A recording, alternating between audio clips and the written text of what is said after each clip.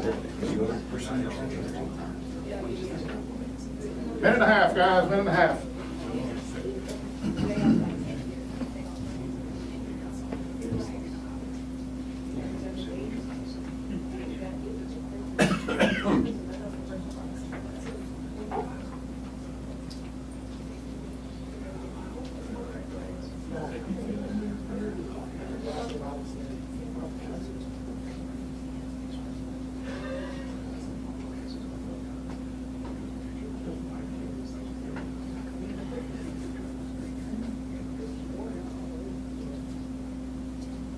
Here for a minute out.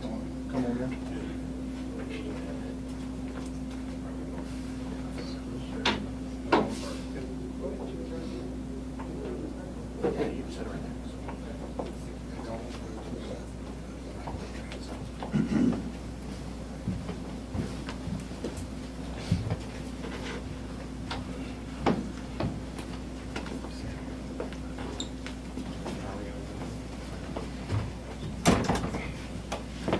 Seconds out.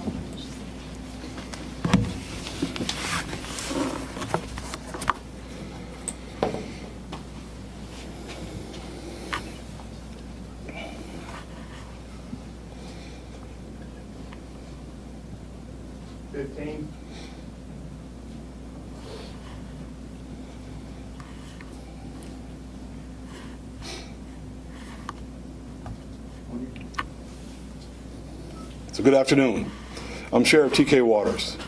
I'm here today joined by Assistant State Attorneys Jaleesa Curtis and Carson Sadro and members of Jacksonville Sheriff's Office Community Problem Response Team to discuss the successful outcomes of Operation Safety Net accomplished by multiple Jacksonville Sheriff's Office units in partnership with our school board police and the State Attorney's Office. Operation Safety Net's success stands as a shining example of our collective commitment to protect our children. Nothing is more important than our kids. Operation Safety Net resulted in the arrest of 3 adults and 1 juvenile. These arrested adults depicted in these images, to my left here, are Jalen Orange, Jamal Colbert, and Dominique Alexander. Additionally, through this operation, investigators seized these 6 firearms: 3 rifles, 2 handguns, and 1 shotgun.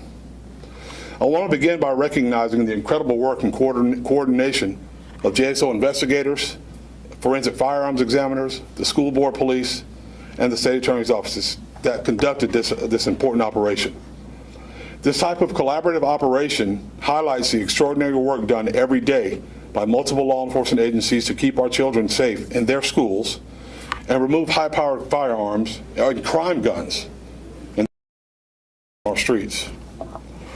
In late February 2023, detectives from JSO's CPR team responded to Westside High School after becoming aware that there was a person on school property armed with a handgun. CPR detectives worked closely with school board police, JSO's area unit, our State Attorney's Office to track this person. This person was ultimately located at a nearby residence with other individuals. Initially, these individuals fled from our police officers, but they were quickly located and arrested for various felony and misdemeanor charges. After securing a search warrant, these detectives searched the residence at which these individuals were found. During this search, investigators found these firearms and recovered 6 7.62 caliber casings. All the seized firearms and casings were examined by forensic firearms examiners housed within JSO's Crime Gun Intelligence Center and run through NIBIN. That's the National Integrated Ballistics Information Network. Through this analysis, investigators learned the following. One of these handguns was used in a shooting that occurred in February of 2022 on Jacksonville's west side. One of these handguns was also rendered fully automatic by means of a firearm switch. Another one of the rifles was rendered fully automatic by means of a firearm switch. A recovered casing was positively matched to casings recovered at a May 2022 homicide scene. A recovered casing was positively matched to the casings recovered at a June 2022 shooting scene. A recovered casing was positively matched to an August 2022 shooting into a dwelling scene. And another recovered casing was positively matched to a January 2023 shooting into a dwelling scene. It's important that we recognize that these shell casings are found through our NIBIN to be connected to multiple casings throughout our city. I want to acknowledge that many JSO units that played a part in this collaborative operation are the CPR detectives, members of our air unit, detectives in our crime gun intelligence center, homicide detectives, violent crime unit detectives, and additionally, again, acknowledge our real-time investigative support provided by both our school board police and our state attorney's office. Again, these agency partnerships continue to be essential to ensure the safety of our children. Currently, these cases are being prosecuted by the state attorney's office. Additionally, potential federal charges related to the switch modifications done to 2 of these firearms are being explored. Operation Safety Net highlights our agency's commitment to school safety and getting crime guns off our streets and out of the hands of those who use them for violence in our community. To date, this calendar year, our CPR detectives alone, they have removed over 130 crime guns from our streets. I want to commend all involved with this excellent work on this operation and thank them for their unwavering commitment to making Jacksonville a safer place for all its citizens. And I'll take any questions if you have any at this time. What was the tip exactly that led you guys to the school? You said there was someone walking around with a firearm. Was it in a bag that was noticed, or was that person walking around with it? So a lot of stuff that went on in this case is our investigative techniques that I don't want to reveal. But let's just sum it up to this: hardworking detectives, hardworking police work. We're able to get this done.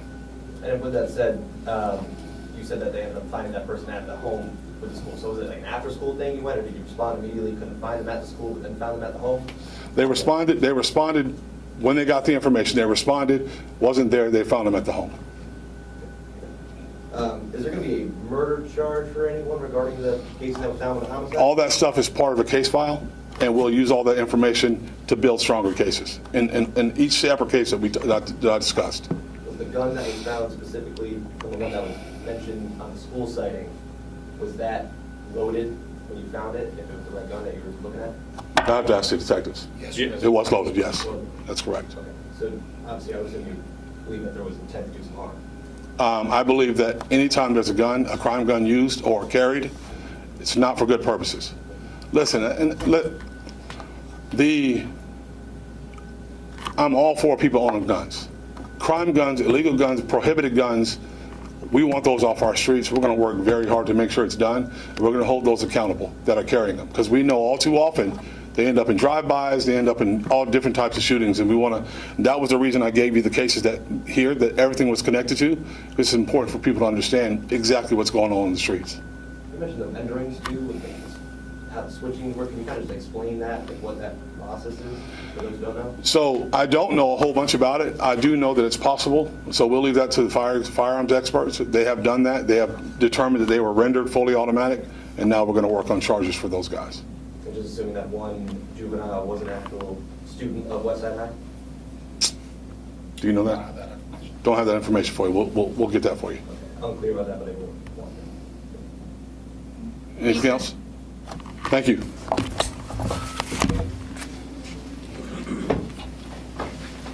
Sam,